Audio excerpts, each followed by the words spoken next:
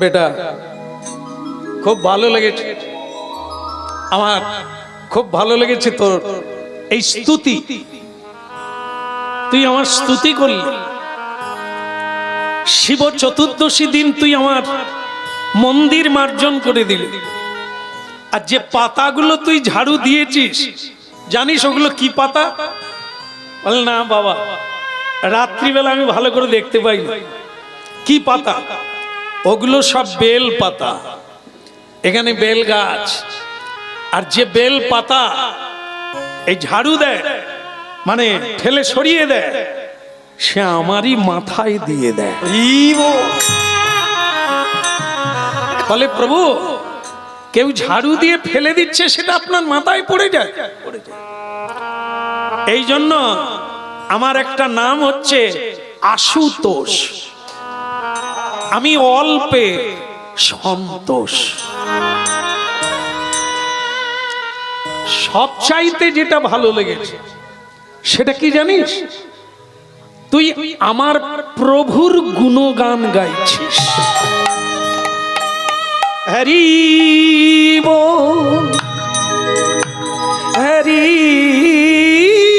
বল। এই নাম যে গায়, যে শোনে, আমি তার হয়ে যাই, থাকতে পারি না। আমার বাঘাম্বর খুলে যায়।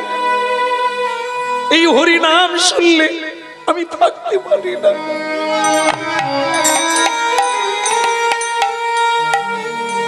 ওরে নরসী, তুই সেই নাম গাস, তুই সেই কীর্তন করিস যেটা আমি শ্মশানে বসে গাই। সেটা তুই জীবন ভর গিয়ে গেলি, তাই তোকে আমার বড় ভালো লাগে।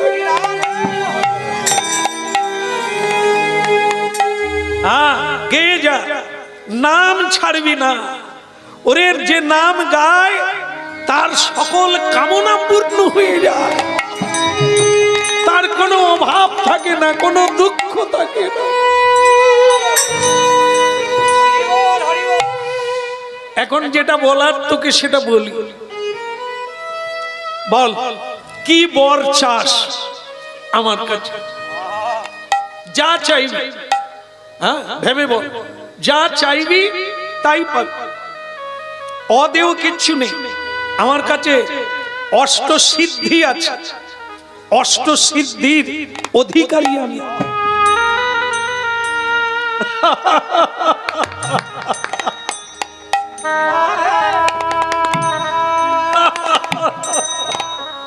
বাবা, আপনি কি আমাকে সেই ছেলে পেয়ে গেলেন যে আমি খুব বালক, আপনি যা বলবেন আর আমি যা ইচ্ছে চেয়ে নেব? বলে কেন? আগে না বাবা, জীবনে অনেক ধাক্কা খেয়েছি, তবে এই জায়গায় আসতে পেরেছি। আপনার কাছে অষ্টসিদ্ধি আছে, এটা সত্য।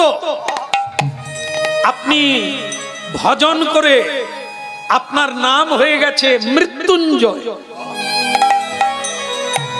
আপনার মৃত্যু নাই, হরি নাম করে আপনি মৃত্যুঞ্জয় হয়ে গেছে।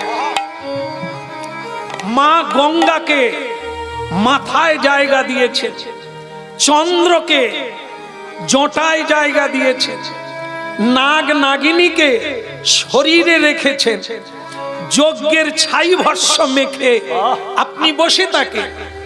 বাঘাম্বর বাঘের ছাল পরে জীবন কাটিয়ে দিলেন কেন?